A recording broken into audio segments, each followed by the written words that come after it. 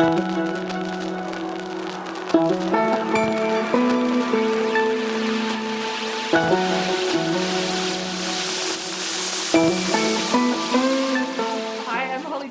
Artistic Director of Stream Shakespeare, and welcome to our Roundtable number 2, The Tempest, Hag Seed and Shakespeare Adaptations, featuring the wonderful director of our recent stage reading production of The Tempest, Alex Perritt. Here, and we've got Geoff Simrai, who was playing Gonzalo in the same production, and Camille Tovee, who is our wonderful Canadian writer and copywriter and editor and marketer, who's been helping us out so much with our shows and performing in some of them as well.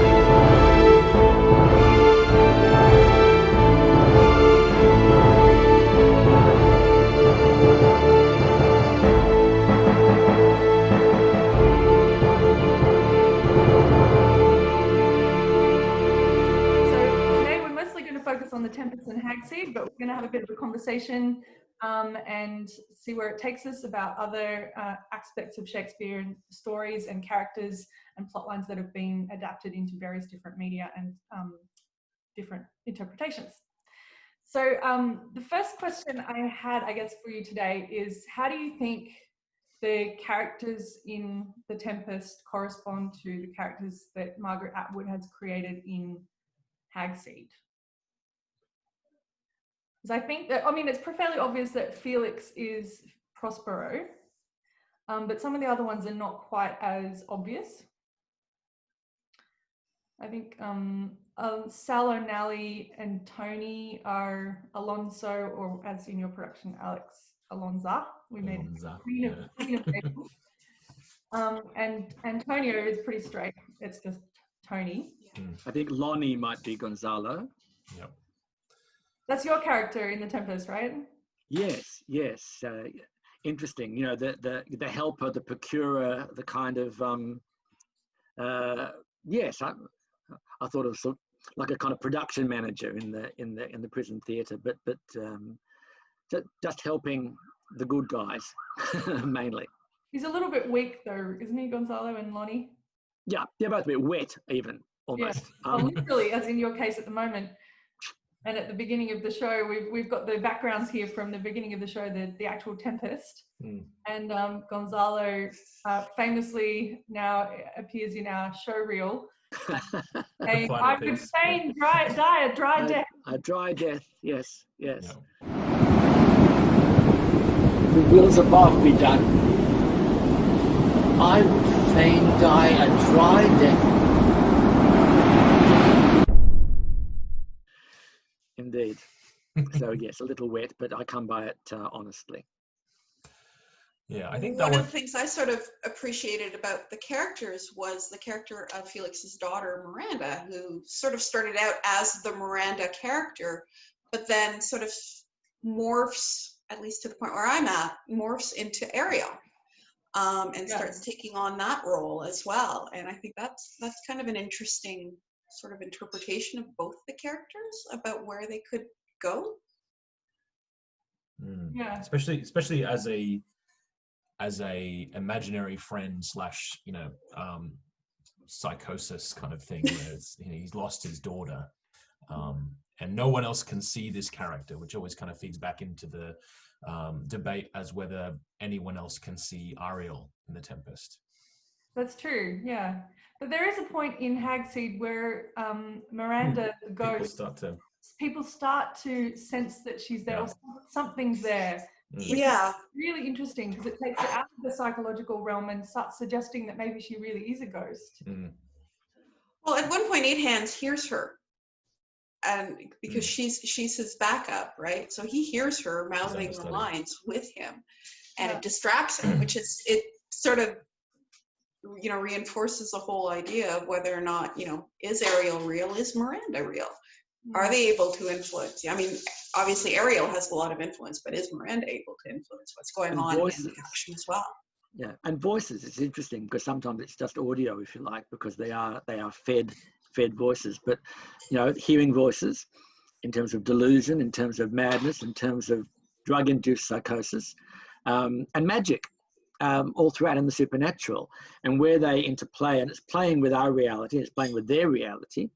And the same interpretation is there in Hag Seed as it is in the Shakespeare, which is, it is what you make of it. And this shift between the illusion, psychology, and reality, and the interactions between those, I think are very interesting.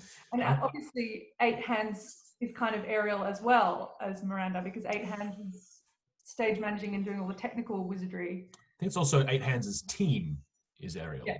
It's not just Eight Hands and Miranda, it's also his team. I think that Felix recognizes that Ariel isn't just a single spiritual entity. It's Ariel has the goblins, Ariel has the, you know, the other spirits, the even the goddesses are all a part of the spirits of the island. And so I guess having that be the case where lots of different people can be Ariel in that sense, or Ariel. And the theatrical mechanics of it as well too, because we've got not just the supernatural or the magical, but there's also the aspects to which there is stage business and stage machinery, production aspects going on in the prison, which are making these effects, which are doing people's heads in, of course, in that final performance, but which also have their effect on the participants, on the actors. And that's Ariel's role, isn't it? It's just to be either the shepherd pushing people along, or like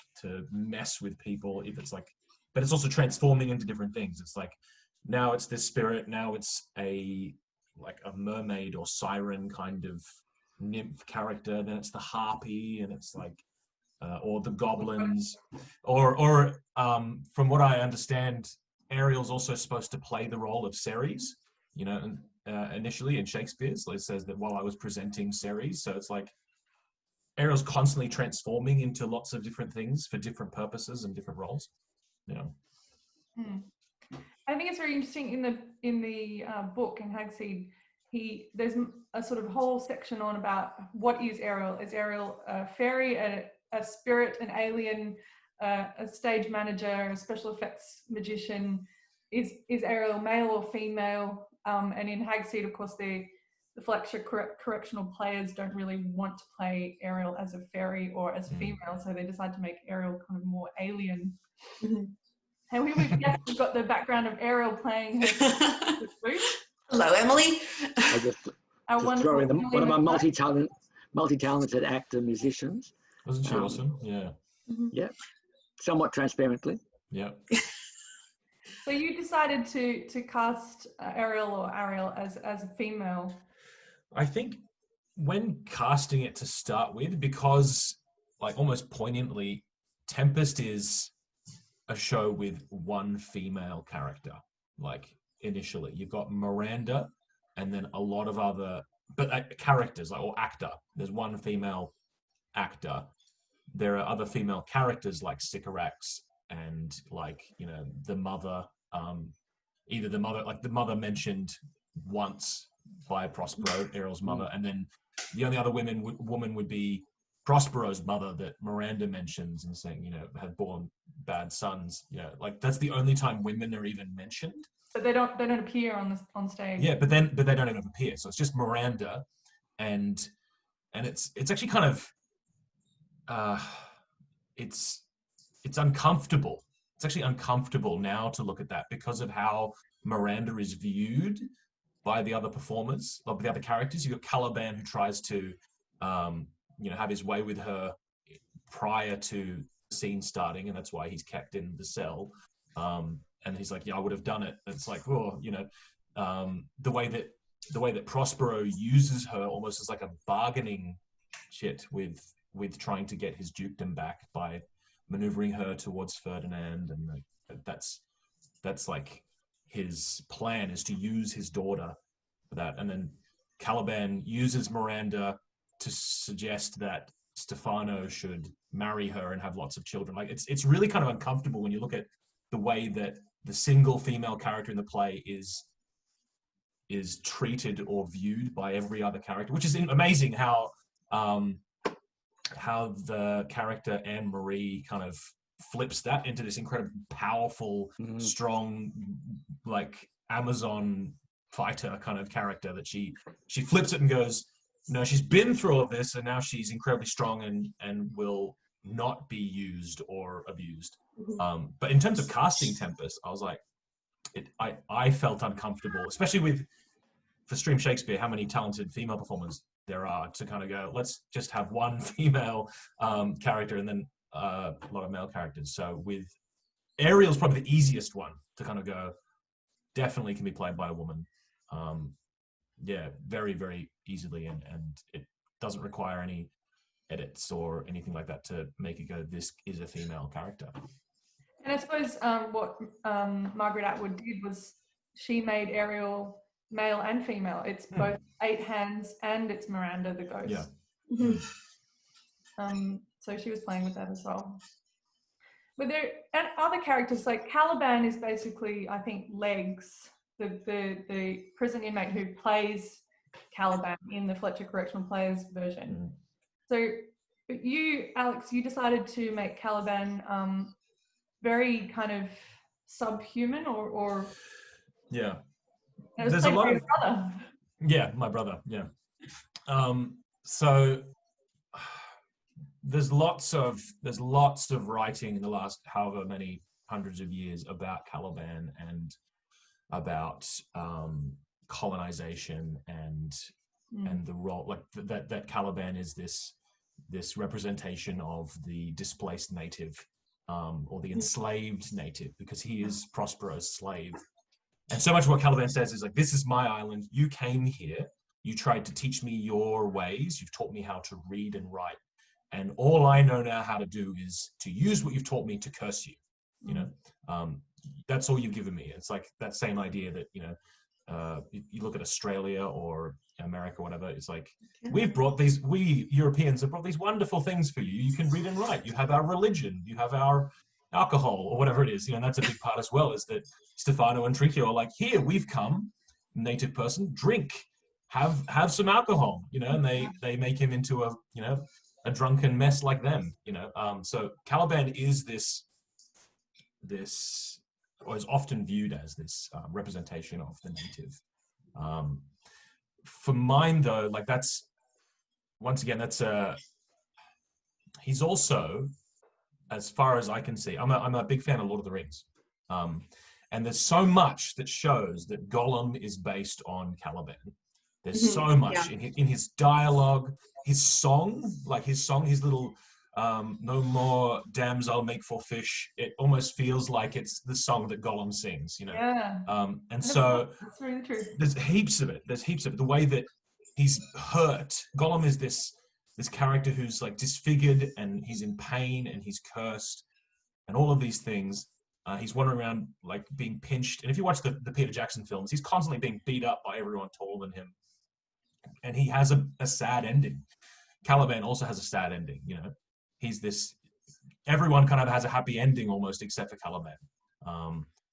And then, I don't know, I just felt like that was a nice kind of comparison, characterization-wise, to kind of go, let's make him a Gollum-style character. You can sympathize with him. I think you do sympathize with the Caliban in our show, even though he looks like, you know, something very different. The same way that, you know, but it would justify the reason they can beat up Gollum is because he looks different. He doesn't look like the rest of them. They're like, oh, he's not human, we can beat him up. And which is, in terms of indigenous people, I'm sure it's probably how, you know, with Australia, Terra Nullius show up and go like, you're not the same as us. You're different to us. We can do things to you. Yeah. Without I specific... sorry. Yeah, go ahead. I sort of see Caliban not so much as a parallel to Aboriginal and Indigenous peoples, but actually more as of a force of nature. More in and of the island as opposed to, someone who just lives on it. Yeah. And getting back to what you were saying about Caliban's, not quite so satisfactory ending, I think it talks about how some things can't be restored. No matter how you try, some things just don't get better. It might get better for some people, but in some cases it just doesn't get better. And I that's sort of the feeling I had with Caliban, that everybody, some people get their happy endings, but some people don't.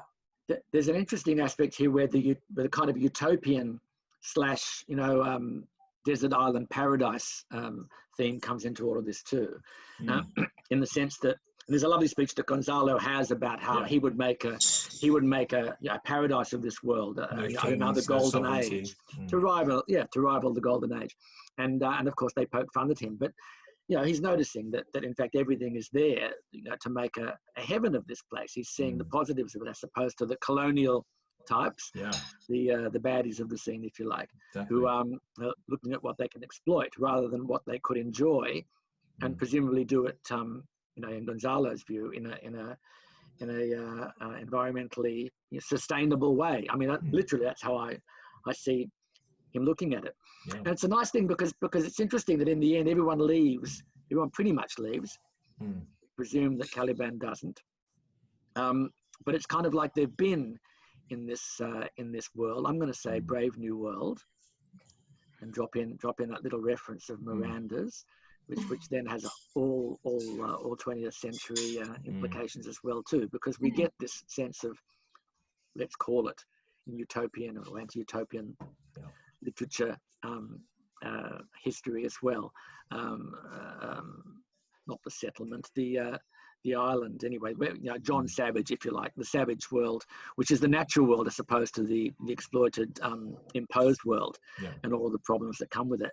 There's all these things coming on there, and it's in the Shakespeare, and of course it's there again in Hag Seed, quite apart from the other more obvious prison metaphor, which is just very, very, very strongly throughout. Which is interesting with the character of what was the character's name? Who is the Red Coyote? Who's the he's the First Nations person. Yeah, because the play is based in Canada. So it's like his commentary throughout is so like important there, because it's like he's like, surely I should play Caliban. I can probably most connect to this character more than anyone else. Yeah, it's interesting. Yeah.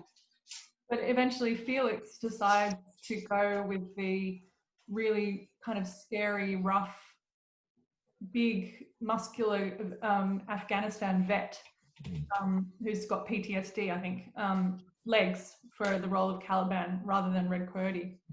But I think Red Coyote is still very much on Caliban's kind of team. Yeah. And of course we have this wonderful presentation at the end of Hag Seed where they all talk about the futures of their characters, and Legs presents on behalf of everyone, Team Caliban, that he sees this wonderful kind of rock star future for Caliban with his amazing musical talent as a kind of proto rapper. Yeah. I was wondering, Camille, if you could possibly talk about how the setting of Hag Seed is very Canadian. Oh yes, Canadian person. And okay, so I'm going to mispronounce it. I'm going to look it up in the book because I'm going to mispronounce it. It is Mekishnawook. Mekshaweg. That is standing in for Stratford, the Stratford Festival, which is in southern Ontario, sort of in the Kitchener-Waterloo area of southern Ontario, and it's a very small town. Not much goes on there beyond the theater, and that literally that little city, that little town lives for its theater. It's very picturesque. There are a lot of like Victorian style houses throughout. There's a river, the River Naven, obviously, that goes through by the two theater buildings. It was founded, I can't remember when exactly it was founded, but it was founded by loyalists who came up from the US post War of Independence and settled in there. So it's very, very British. Like, it feels very, very British. It's you know, having lived in Northern Ontario, which is actually very French Canadian, more so than Southern Ontario. You have a very distinct feeling of Britishness in there, and colonial sense to it. And it's you know, very much as described. You know, you sort of have the downtown core with the theaters and all the lovely little pubs and restaurants and everything that supports it. And then as you move out, it sort of starts feeling, you know, very suburban, a little grimy, a little grungy. And then as you move further out, you're getting into farmland, you're getting into you know, less affluent sort of areas of the city. So is that So where it's very close. exiles himself too, the outskirts, the rural sort of outskirts of the town? Sorry, can you say that again? Sorry. Nick Felix exiles himself to the sort of rural outskirts. Yeah, there are a lot of Mennonites who live in that area as well. So there's a lot of like very large farm area where there's not a lot of, you know, there might be one house that has electricity in case of an emergency, but the rest don't. And they're, you know, very utilitarian, but they're very big because they have very large families to support their farming activities as well. So yeah, this is, you know, not that surprising. But if he were to go just a little bit further, he'd be into wine country. So then he'd be, you know, living a really good life in the wineries, because it's not that far. And there is a Mennonite character in Hag Seed as well. And yes. That's the first time I'd come across kind of like Amish. Yes, very similar. German extraction. They're interesting. They're very interesting in that they put a lot of thought into what technology they accept and what technology they don't. You know, Amish tend to just reject modern conveniences and everything, but Mennonites tend to think about it a little bit more, at least in my experience. I went to school with some New Order Mennonite and some Old Order Mennonite. For example, most of them ride in buggies, horse and carriages, but they will have one car that the community can use in case there's an emergency and they need to get somebody to the hospital fast. So maybe 3 or 4 people will have their driver's license, and there's this one car that can service the community, you know, if something happens. I remember staying in a bed and breakfast once, and I was talking with the innkeeper, and she was talking about having a tornado go through and tearing down some barns. And she said, you know, the Mennonites are great to have as neighbors, because if you ever need anything done, they're right there to help you. But they don't waste time. And as a matter of fact, they came through, rebuilt the barns before the insurance adjusters could come and check the damage. You know, they're just, oh yeah, we'll take care of it. And get it built within a day. And there's this really strong sense in Hag Seed that it's winter for most of the play, yeah. The book's setting. And I don't think as Australians here we really understand what a Canadian winter is like at all. And that's an easy winter. Like Southern Ontario is an easy winter. I lived in the northern end of Ontario, and I mean, we had snow in July. But by April, and it's interesting, the book ends at the end of March, because that's just when spring is starting to come up in Southern Ontario, in that region. You know, it's really starting to get hold, and the snow is melting, and you're starting to get the greenery and everything. So it's an interesting little bit. If you know the weather, it's an interesting little rebirth that sort of corresponds to what's happening with the book. Winter of our discontent made glorious summer. Yeah, glorious spring at least. And that's a theme that Shakespeare returns to a lot. I mean, I directed The Winter's Tale a couple of months ago for a Stream Shakespeare, which is now up on our YouTube channel for you to watch as well. And that very much deals with this theme of the tragedy happening in wintertime, and then spring being this rebirth, hope. The young people, as in Hag Seed, the young people of Anne-Marie of Greenland and Freddie O'Nally coming in and taking over from Felix, who's deciding to step back a little bit as the new director of being reinstated in his position as the director of the Meksheweg/Stratford Festival. So this sense of renewal and hope. Mm-hmm. I thought you might actually also want to talk briefly about how the Stratford Festival is parodied or referenced it in another wonderful show that talks about Shakespeare a lot, which is Slings and Arrows. It's kind of become a cult hit. It was quite a successful TV show when it was. Yeah, it won a few awards. What's really fun is that it's shot in Stratford. Really? It is in fact shot in Stratford, yeah. Because I remember reading an interview with the creators of Slings and Arrows, which I just love. And one of the creators was saying, it's not Stratford. I used to work at Stratford. This is not about Stratford. And the other was like, it's Stratford. I think you cannot, honestly, in terms of theatre experience in Canada, you can't get away from Stratford. We have two very big theatre festivals. There's the Stratford Festival, and then there is in Niagara-on-the-Lake, it is the, Shaw Festival, which does Bernard Shaw and various other places as well. So those are the two big ones, and they are maybe an hour's drive from each other. Like Niagara-on-the-Lake is literally on the lake, and then there's Stratford, and they're within driving distance of each other, like maybe an hour. So I don't think you can have a show about theatre in Canada without referencing one of these two places. You just can't. I really liked how Hag Seed seemed to actually kind of draw from Slings and Arrows, because it has a character who is mentioned at the very beginning and in the backstory, but then dies, and that is the character of Miranda, Felix's daughter, who has died 12 years before the main action of the plot, and she's a ghost in his, as we were saying before, and she just torments or keeps company that one person, Felix, her father. Mm-hmm. And in Slings and Arrows, of course, one of the main plot points is that the original artistic director, who's getting on a bit, dies in the very first episode, and then he haunts the replacement artistic director for the rest of the show for 3 seasons. And no one else, they're playing constantly with this idea of, is he really a ghost, or is he just a figment of the new artistic director's imagination? Exactly what we see in Hag Seed. Mm-hmm. It's definitely very similar. You see a lot of Oliver is the name of the ghost in Slings and Arrows.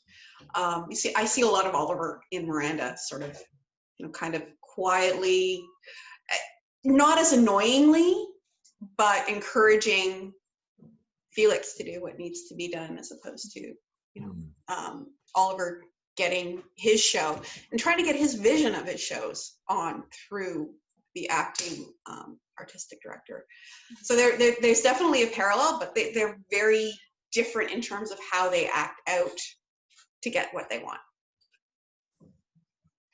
But for me, having started doing Shakespeare this year, it was just so rewarding to read this novel and watch Slings and Arrows and say, that's it, that's exactly what running a Shakespeare company is like.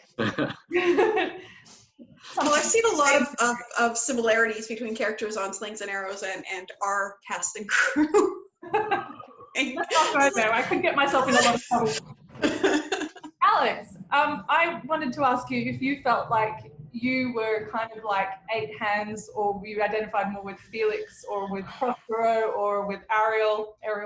I definitely Felix. Like as I was reading it, because as I was directing the show, or prior to directing the show, as I was designing the show, I was listening to Hag Seed on audiobook so that I could do a lot of the visual editing kind of stuff. And yeah, it was an experience. It was a very immersive experience in terms of Tempest to be doing that at the same time.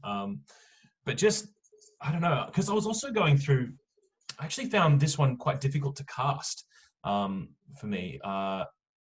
I don't know. I'm not sure what it was, but I had a lot less men put up their hands for Tempest than I had expected, and so I actually had to hunt down a few people, like James, who played Ferdinand, was an old friend of mine from acting school. And so I think he's a brilliant actor. I was like, yeah, you're a perfect Ferdinand. Please be in my show. And we had a couple of people pull out as well.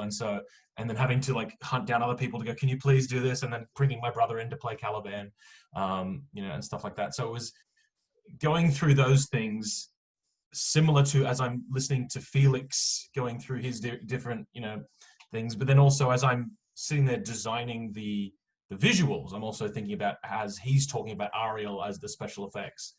I'm looking at my, visual effects software and going, this is my Ariel and whatever,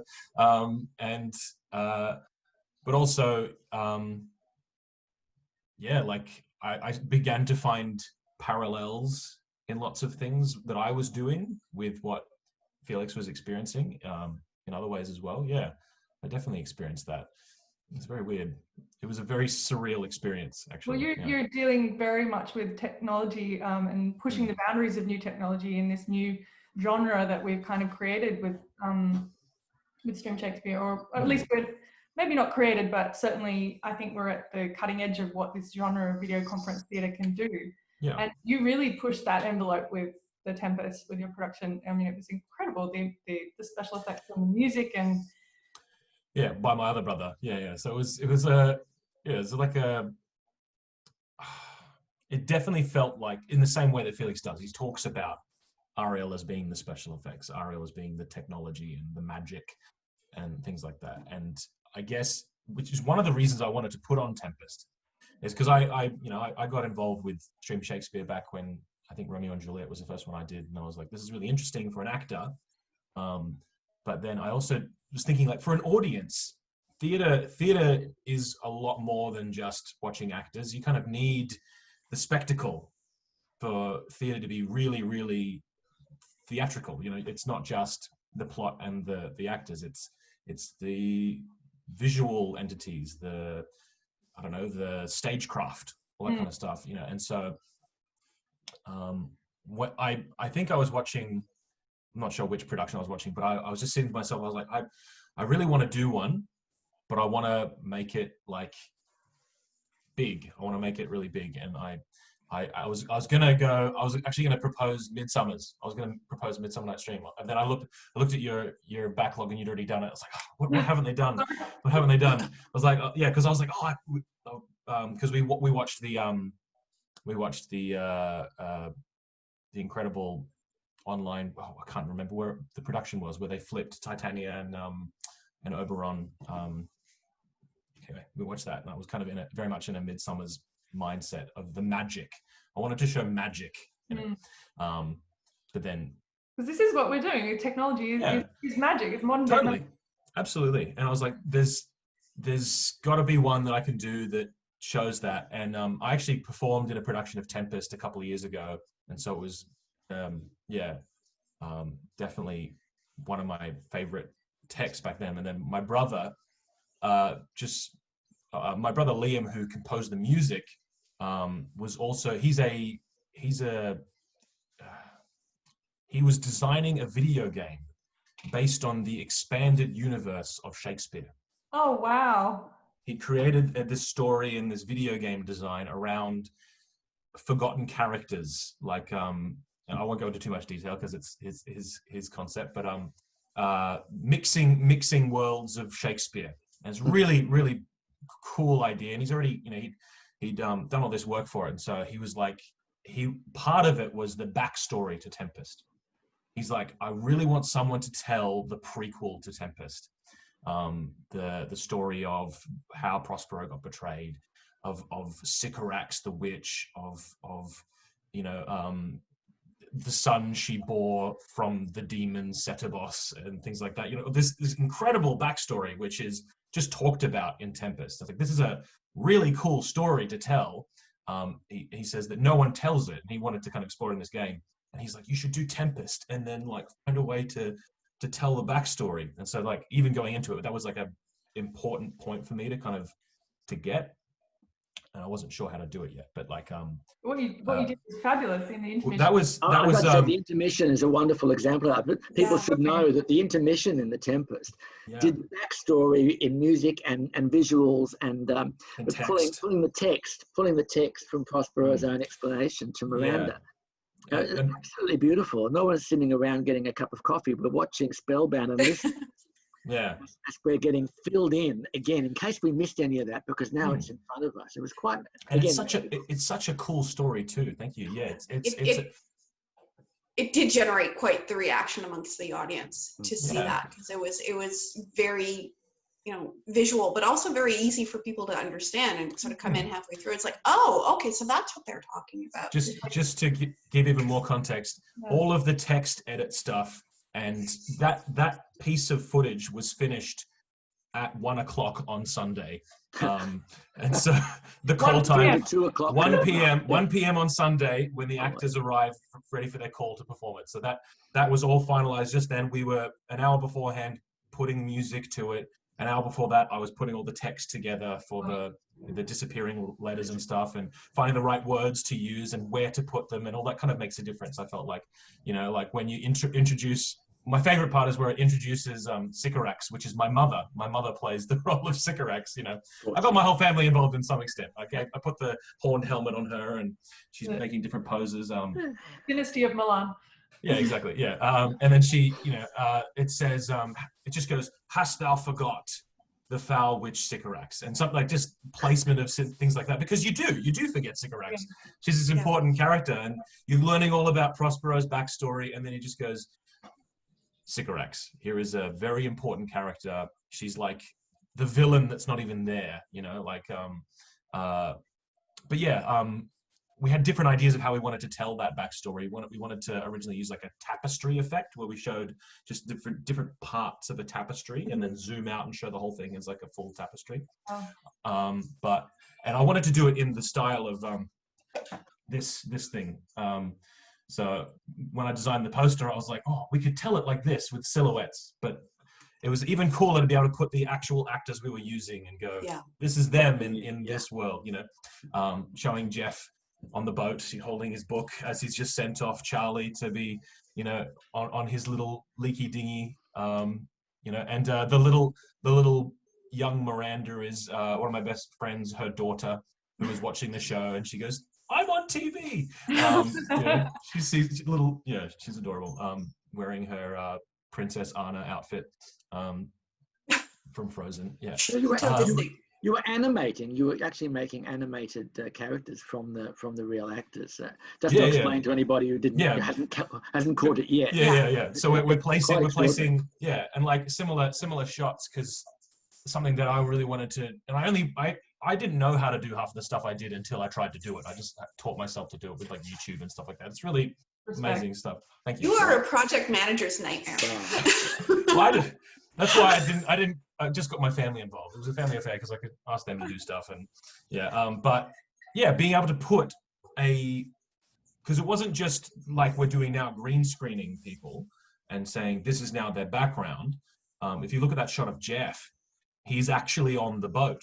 He's not just green screened. No. Geoff is actually standing on the ship, and so the camera can move around through the ropes, and you can see Jim up at the helm. Their likeness is physically standing in a 3D space, which I really want to explore a bit more of, because I only did it a couple of times in introduction shots where Miranda's running towards the cell to get Prospero to stop the storm, and you've got Eleni running, and then Charlie standing there and turning and stuff like that. Being able to put actors in a 3D space, especially in a virtual world we're living in, it gives it this extra level of photo realness that I don't think people I hadn't seen before. I didn't even know how to do it until I tried it. I accidentally dropped into my hands how to pull it off. I was like, oh my gosh, this is so much better than I thought I could do. Yeah. Well, I think my favorite shot was like from the introduction with Geoff standing on the boat, and you see the rain coming down, and it's like it's rolling down the lens of the camera, and that was just doing that right now with my background here. Yeah, it's happening to that's Holly. just boggles my mind. It looks amazing. And these fresh leaves encounter everyone. I kind of like this moment. I like this moment where you've flown one of the characters into shot. Oh yeah, that's wings, the fabulous wings. Okay. Unbelievable. Well, the goddess one was the one I wanted. Like it's, and they talk about it in Hag Seed, about it's something that never really works in any production of Tempest. No. He talks about, he said, no one ever pulls it off. No one can pull it off. We're going to use Barbie dolls to try and do a version of it. But everyone either usually underplays it and makes it. I was actually just reading a review for a production done by the Lord Chamberlain's men, the performing company in England that were performing Tempest in Wales. And the reviewer said that they had a small cast and they were all men, and the men were playing women. And so it turned it into a bit of a farce, because you've got men putting on high voices. You got the actor playing Stefano playing Iris and stuff like that. You know, it doesn't communicate. And what's interesting is that Prospero describes it. He says, Ferdinand says, this is beautiful. This is, these spirits, like, this is gorgeous. And then Prospero's like, yes. And he describes it in this beautiful detail. And it's basically Shakespeare's stage directions. That it needs to be beautiful. It needs to have this effect, the singing, and so the cool thing about this medium is, especially with the pre-recorded stuff and the music, you can actually almost give it justice that no stage production would be able to. You know, having Hannah fly over the ocean with golden wings, you know, and stuff like that. It's not something you can pull off on stage convincingly, but in video land, you can pull off some really interesting stuff. And those designs are all based on like the costumes and stuff. It's all quite accurate to what those goddesses are described as having, you know, like Iris, the golden winged messenger from, you know, goddess of rainbows coming out of a rainbow, you know, Ceres, goddess of the harvest, coming through the grass, and, you know, Juno, queen of the goddesses, coming down in this, you know, this kind of, there you go. But, you know, the peacocks and those different design things, which are really cool to put into this, and which is cool for Holly, Hannah, and Rhiannon, is that they can actually go home and watch it and not actually have to be performing in the show. And we go, oh, there's me, I'm singing, listen how amazing I sound. But then, because it's pre-recorded, you know. Well, I was wonderful for me as artistic director, because I could actually be in the show and see all the wonderful interpolated videos that you had, and imagery and music that you had laid over the Zoom in OBS, and watch the whole show as an audience member and be able to comment on it, rather than our viewers might not be aware, but the actors actually don't get to see these videos till after, till afterwards. Or even realize exactly what you are using the still of them for, because you've completely worked out what it's going to be. Well, especially for animate them and put them on a boat. For the two of you in the processes, I'm like, for Holly, she'd put the laptop behind her camera. Her phone was on a tripod, and then her laptop was behind it, and I'm on Zoom directing, looking through the viewfinder on the camera and directing her in front of a green screen. It was quite a strange meta filmic experience. Yeah. It's interesting actually for people who ask how we do this, to get a sense of the setup. I mean, forget the incredible stuff that you're doing with editing and with special effects, but even just for each individual actor to set up the background, to work out the green screen aspects of it, to work out the digital aspects of it. I've been showing friends and colleagues how I set up with a combination of a ladder, a table that's on wheels, to go forwards and backwards, how much is natural light, how much is artificial light that's on the green screen, what can and what can't be in shot, and to check that. Honestly, after reading Hag Seed, I feel like I, as artistic director, should be able to issue you all with certificates saying, as they do in the Fletcher Correctional Project, now experienced in green screen, experienced in lighting, experienced in all these different technical effects. Well, what a wonderful thing to be able to challenge performers and the other creatives involved to go beyond their usual safe space. Can I throw a couple of things in? I want to the references. Okay, there's amazing references throughout literature and throughout culture to of a lot of Shakespeare, and we've mentioned a couple of them already. And whenever you say Sycorax, I think of an episode or a couple of episodes of Doctor Who. which is interesting because you get these things dropped in all over the place. And of course, Brave New World and Miranda and these things. I want to throw in the term intertextuality, because something interesting that comes up when you kind of read around this in an academic way, not to take it away from the magical world, which is really about performing it, but just the question of how reading one changes your interpretation or your understanding of the other, because they start to intersect. I mean, in our conversation already, we are melding, we are throwing back and forth the new insights that one centuries later throws upon the other, and interestingly, in retrospect, of course, in reverse, of course. How is that for you guys? For me, it was very, I'm ashamed to admit it, but I actually hadn't read The Tempest or seen a production of it before I read Hag Seed. Oh, wow. So that's interesting in itself. I actually came to The Tempest through Hag Seed. So my whole understanding of it initially was mediated through Hag Seed. When did you read Hag Seed first? When was that? Just about a month ago. Oh, okay. So I didn't actually know The Tempest well at all. I'd seen little segments of it here and there, and I'd read sort of a general plot outline and discussion of some of the characters, but I hadn't read the play, hadn't seen the plot. Yeah, my only exposure with it was, I played Sebastian in a local theatre company's version 3 or 4 years ago, and then I kind of forgot about it. Yeah. I came to The Tempest, I saw it with Christopher Plummer at Stratford Festival, which was amazing. It was a masterclass. It was just absolutely masterful watching him take and sort of manipulate and customize the role very much to him. It was really interesting to watch. And I'd come to it the other way around from a literary point of view, from an academic background in my studies of Shakespeare and postgraduate, and connecting all of that through other literature. And we've mentioned other formats and other genres and things like the Aldous Huxley, and connect and even pop culture, because of course it's inspired all sorts of other things. I think I mentioned to all you guys at some point in the rehearsal process, Beach Blanket Tempest, which I'd seen at Sydney Uni, one of the classic Lamont Cranston over the top kind of Annette Funicello style musicals, hilarious. I'm still keen to look into producing that. We're going to find some of that for you, because that's just bizarre. But all these things are playing off each other, and the discovery of always of the poetry of Shakespeare in itself is so wonderful when it comes to life in the mouths of actors and with the vision of a director and any other forces of theatre.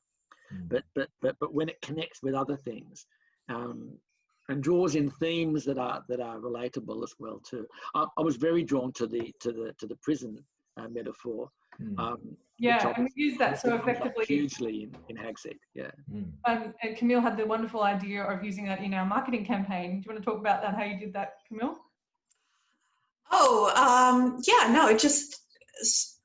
This was Jim's idea. Jim Sofo played the boatswain. Sorry, what's the proper term? Bosun. Sorry, don't do Navy.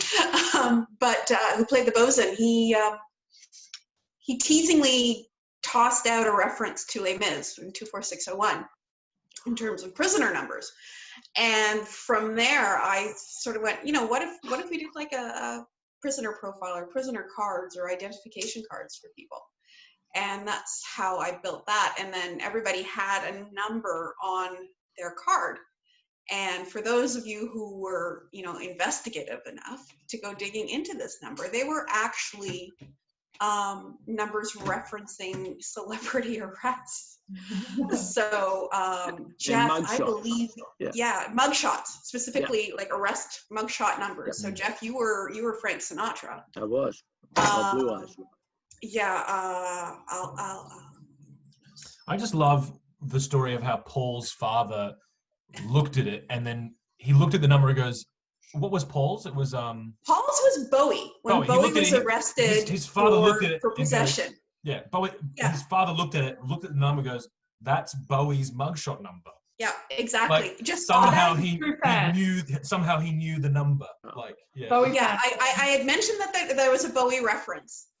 And Paul just went, I have no clue. I'm looking at it, I have no clue. And his father walked by and he said to his dad, hey, Dad, can you find the Bowie reference? And he's like, yeah, that's his arrest number. Wow. I was shocked. I think it was just brilliant, the idea and the way you executed it, because it really, and it's very, very relevant to Hag Seed, of course, because one of Hag Seed's main propositions is that everyone in the Tempest and in the Hag Seed meta Tempest, if you like, is in prison in some way, imprisoned by their own psychology, as in Felix's shame and self-pity imprisons him. And Miranda is imprisoned by being dead, so her spirit is a figment of his psychology. And all these different prisons within the play. I mean, the goddesses are illusions, so they're kind of imprisoned within the illusion of the goddess mask. You know, Prospero obviously is imprisoned on the island. Miranda's imprisoned by Prospero. And everyone's constrained. And then there's this sort of longing for freedom and longing for a brave new world that we can expand into and explore. So I just love that you did that, Camille. I thought it was great. It was very funny. Thank you. It was interesting that you seem to feel that death is what's holding Miranda back in Hag Seed. I think it's her dad. I think her dad is the one holding her there, not so much, you know, the state that she is no longer amongst the living. Because he sets her free at the very end. Exactly. Especially if she's the Ariel character. Then Ariel, it's the same thing. Ariel is a tool for Prospero, but also a prisoner that he will let go once he's finished doing what he's doing. So in the same way, it's like you're released now. And I think that's Atwood playing with people's expectations. Like, people expect Miranda to be Miranda, but to have her sort of flow into the role of Ariel, I think that was rather clever on her part. Yeah. You wouldn't want it to be too cut and dry, like, oh, this is Felix, I'm playing Prospero, you know, I'm Miranda playing Miranda, you know, you don't want it to be too. You've got to tease and play with people. Yeah, totally. Yeah. And those different levels of abstraction, like you were saying, Geoff, it's like you don't want to just go, this is, because they are living Tempest referencing Tempest, you know, they're talking about the Tempest and they're experiencing it, and somehow that is, he never really says, this is weird, this is playing out so much like a Tempest. Yeah. He never acknowledges that, even though he makes reference to, sometimes he says, like when he goes out to the country, he's living with that family, he goes, perhaps she is the Sycorax. But then he actually goes, well, no, because, and then he takes reasons why these people don't fit perfectly into the roles. He goes, perhaps, in his own mind, he's like, perhaps you then represent this character within the Tempest, but then no, for these reasons, you know. Yeah. So it's like she almost does. Go ahead. That's an interesting psychology in itself, which is that kind of that you can almost make things happen by becoming absorbed in the world of it.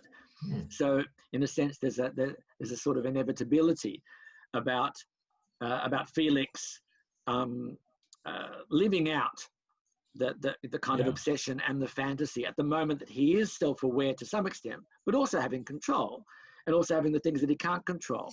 And yet there's the temptation to see how far into that parallel world, whatever resources he has, can take him and can take the others. And so there's an indulgence aspect in it, as well as the revenge aspect, of course, which is very much Prospero's initial motivation. But there's also the kind of, I wonder where this will take us, because he's also, on a journey, that he can't control them entirely. I love how at the end of Hag Seed, as well as setting Miranda / Ariel free from the prison of his mind, and he also goes on a boat journey. He goes on a cruise, and he brings his real world Ariel 8 hands with him to try and set him free into the world as well. Now he's been released on early parole, and he also brings this other character of Estelle, who's this wonderful kind of love interest character for Felix, who we couldn't work out what her correlation was. I think it was maybe the bosun. Well, I think we're saying could be Gonzalo, because that the link between Estelle being the supporter of everything that Felix does. The friend and the supporter and the provider and the one who understands and and the facilitator to a certain degree as well. Like she sort of facilitates everything happening, the action of the book. So Gonzalo is actually two characters in the Hag Seed. It's Lonnie as well as Estelle. Yeah. And there's a buddy aspect in the Tempest as well. There is aspect to it, and despite the different status. Yeah, but that's key, because it's the tears of Gonzalo that make Prospero change his mind about revenge. It's like he's inflicting pain on these people. One of them is someone he deeply cares about, and then Ariel's like, you would cry. He's like, you think so? Well, I would if I were human. Like that's a beautiful moment, and it's so touching, because it just goes, what am I doing? Why do I want revenge? I don't anymore. I forgive them. Yeah, and Margaret Atwood really looks into that in the character of Felix in Hag Seed. So he got his revenge, such as it was. His enemies had suffered, which had been a pleasure. Then Felix had strewn forgiveness around while listening to the clenching of Tony's teeth, which had been a greater pleasure. But then he kind of has this feeling of kind of emptiness after the whole thing has happened. The climax of the novel and the climax of his production of The Tempest has happened, and now he's got to move on to that next stage of allowing people to be free, allowing Anne-Marie and Freddie to take over much of his role as artistic director, allowing himself to be free of this hovel he's been living in. And like Prospero, he's kind of, at the end of the novel, I think you get this sense of breaking the fourth wall almost, with Margaret Atwood giving you the insight into The Tempest as a piece. The original story, yes. And just as Prospero does in The Tempest, where he breaks the fourth wall, he talks directly to camera, as in our production, and asks the audience to set me free. Free.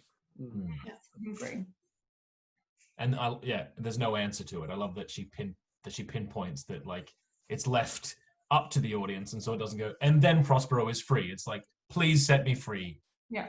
The end. And there's also that meta theatrical level, which is simple epilogue Shakespeare, whether it's Puck or whether it's another epilogue character,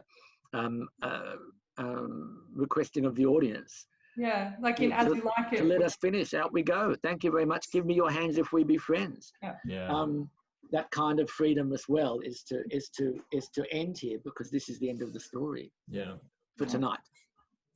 And I was just saying, I think we need to bring this to a close, because we're getting to the end of our hour as well. Well, give me your hands if we be friends. It's a good place to finish it.